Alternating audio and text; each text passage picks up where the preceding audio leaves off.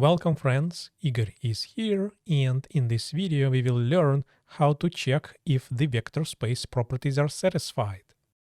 In this lesson, I will show you how to check carefully if a given structure satisfies the vector space properties. Along the way, we will discover a crazy vector space, and we will cover an example of a structure which fails to be a vector space only because it fails one property out of 10. Let's get started. Let me start by reminding you the definition of a vector space structure. This structure consists of several ingredients. First of all, you have a non-empty set of objects, which are called vectors, and you have two operations, which are called vector addition and scalar multiplication. This structure is a vector space if the two operations satisfy the list of these 10 properties. Suppose you are given a set and two operations on this set. How do you check if this structure is a vector space? You need to check all 10 axioms one at a time. And this is what we are going to do today. I am going to show you how to verify all these 10 properties carefully and methodically one at a time.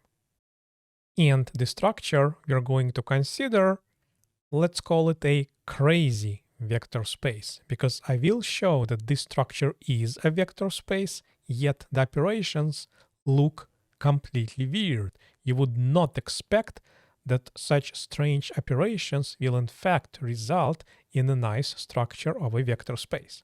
So, what this structure consists of?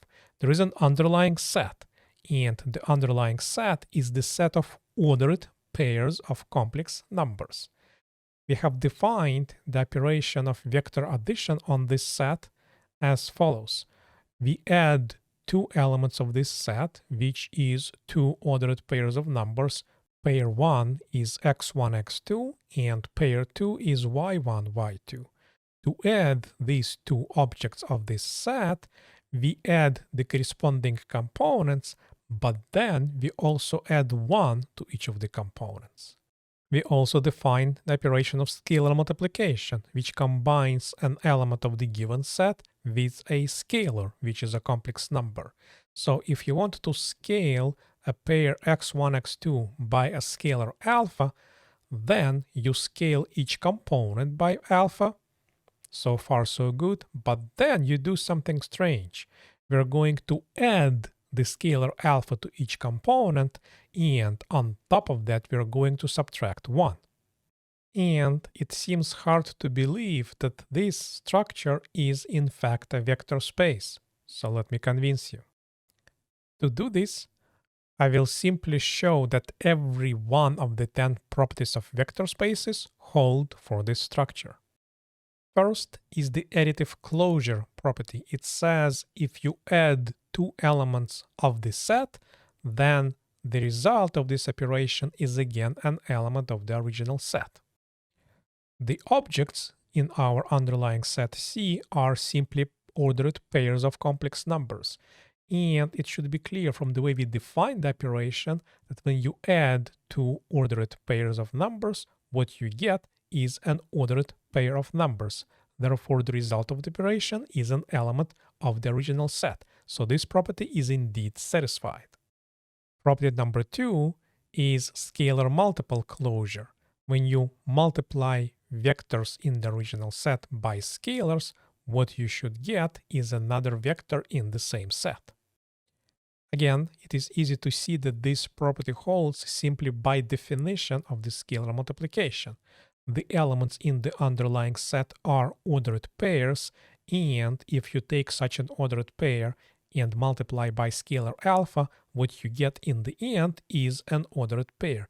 We don't care what the components of that pair look like, but it is just an ordered pair. That's all that matters to qualify for the membership in the underlying set C. Next is the commutative property for vector addition. Vector u plus vector v must be equal to vector v plus vector u. Let's check that this property holds for this structure. For this, we take two arbitrary objects in the set C and we are going to consider the sum x1, x2 plus y1, y2. We know what this sum is because we have an explicit definition of the operation of vector addition in this set. But now notice that the components of this pair are numbers, and we know that addition of numbers is commutative. Therefore, these two ordered pairs are equal. And now you just need to see that this is exactly the pair 1y, y2 plus the pair x1, x2 with the given operation of vector addition. Now, if you look at the beginning and the end of this computation, you see that we have proved that the operation of vector addition is indeed commutative in this case. Next property is that vector addition is associative. To prove this property, we take three arbitrary elements in the set C, and we consider the first grouping, which corresponds to the left-hand side of the desired equation. We start by adding the y pair and the z pair. Of course, we use the definition of the operation to do it. Next, we add this new vector to the x pair, and we use the definition of the operation to do this. We're dealing with numbers now, so we just simplify the expression, and this ordered pair is the result of the operation that corresponds to the left-hand side of the desired equation. Next, let's look at the right-hand side. So we have a different grouping of the elements. We start by adding x pair to the y pair, and then to this new pair we add the z pair. Let's simplify the expression, and now if you look at the results of the two operations, you recognize that what you get is exactly the same vector. Therefore, the associative property does hold in this case. Next, let's check that there is a zero vector in this structure, and the zero vector has a property that when added to any other vector, it does not change the original vector. The zero vector must be a member of our set C, and therefore it must be an ordered pair of numbers. We don't know yet what this vector is, so let's denote the components, the unknown components of this vector by z1 and z2. This pair must satisfy the equation any element of C, the pair x1, x2, plus the given pair z1, z2 must be equal to the original pair x1, x2.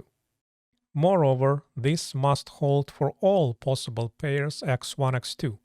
Keep in mind, the zero vector has a property that this equation holds simultaneously for all vectors in the vector space. There is one zero vector which works for all vectors at the same time. But now we have an equation, and we simply need to solve this equation for z1 and z2. For this, let's add the two pairs using the definition of the operation of addition. We know that this must be equal to the pair x1, x2. But now these two ordered pairs are equal if and only if they have identical components. And this gives us two equations for numbers, which we can obviously solve for z1 and z2.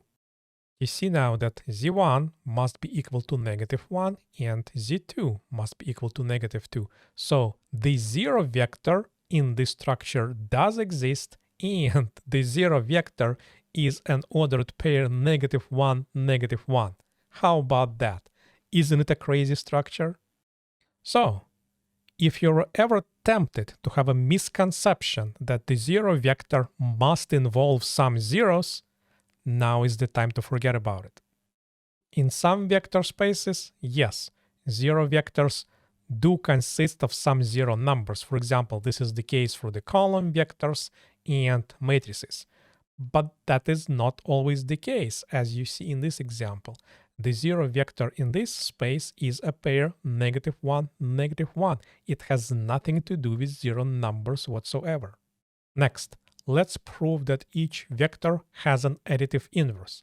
What we're saying is that given a vector u, you can always find another vector -u such that u plus -u is the zero vector. And the zero vector is what was defined in the previous property.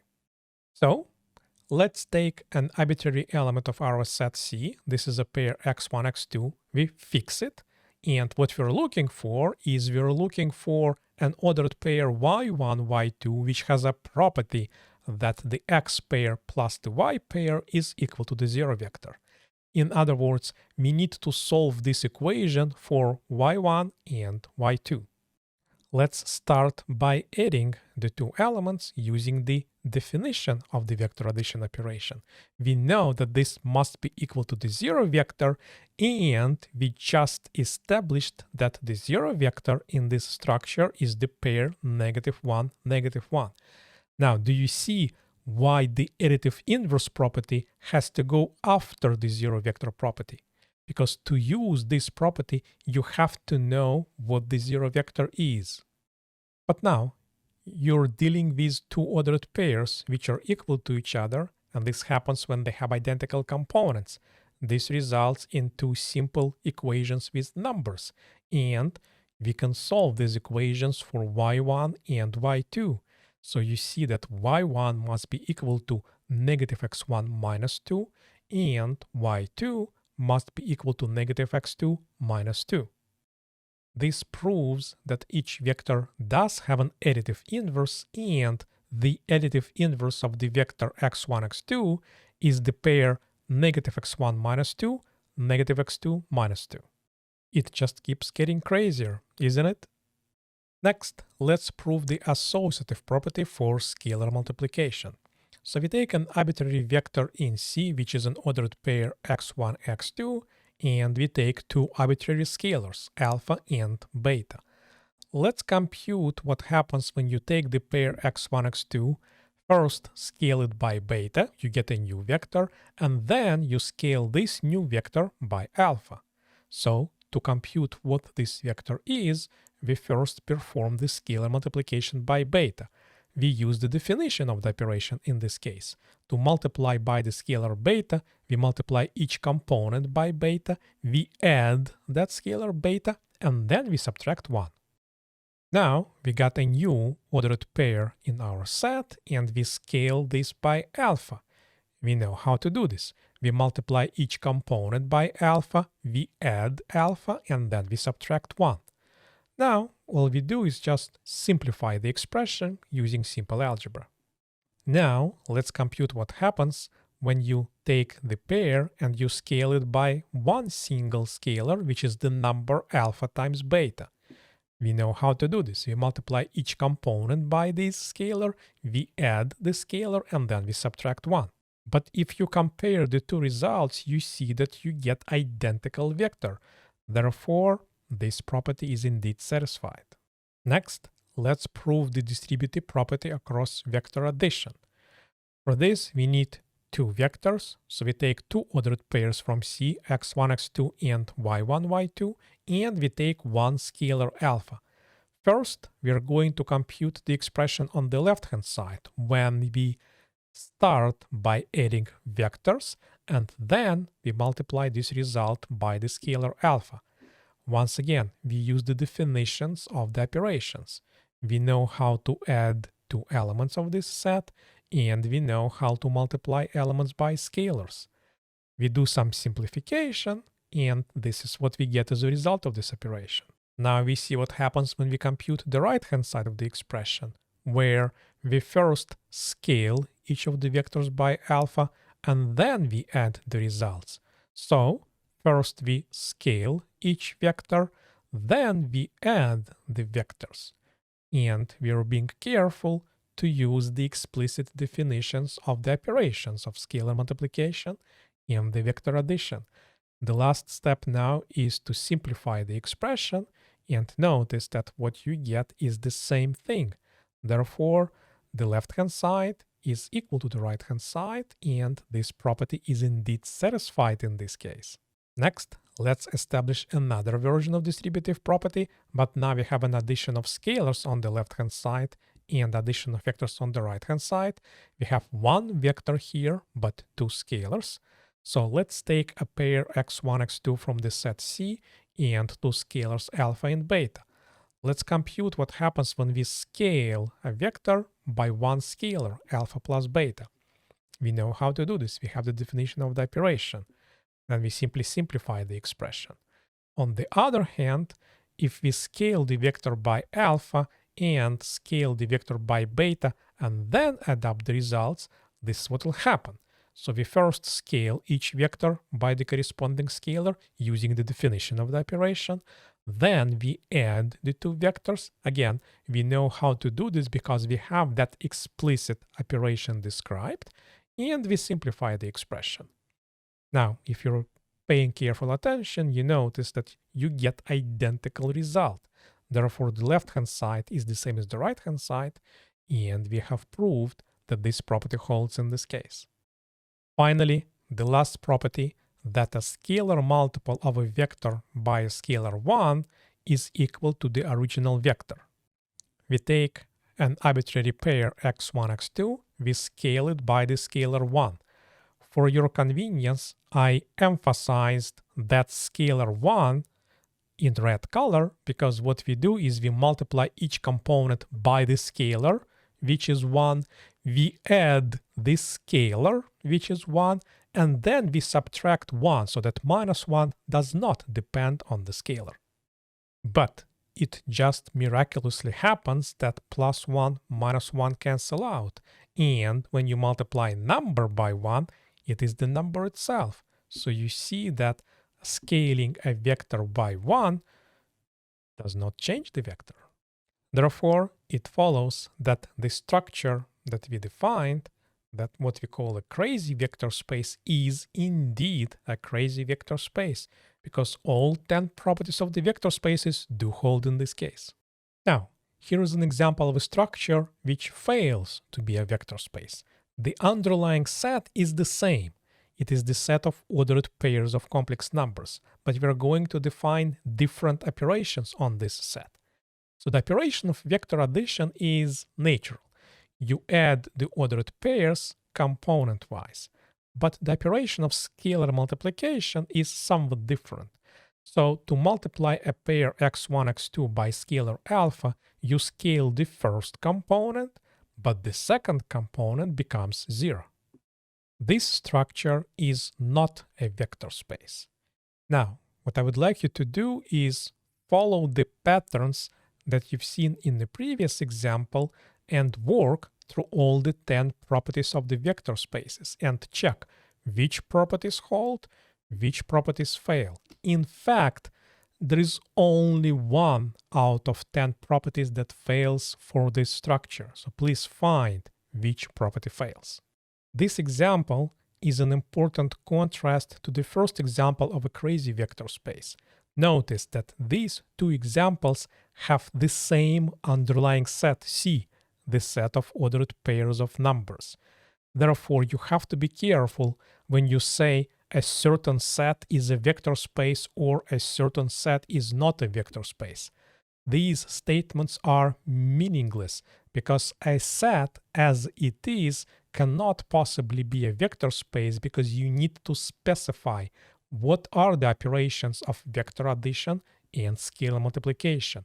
Once you have the whole package, set plus 2 operations, only then you can decide if this package is a vector space or not. And in this video, we had the same set packaged into 2 different boxes.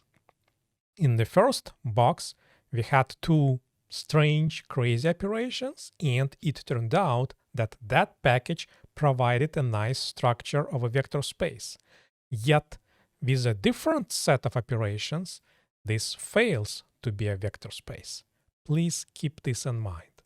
If you found this video useful, please give it a like to help others discover this content and subscribe to this channel to see more of these videos. In the next video in this series, we will derive several interesting consequences of the 10 vector space properties. I will see you later.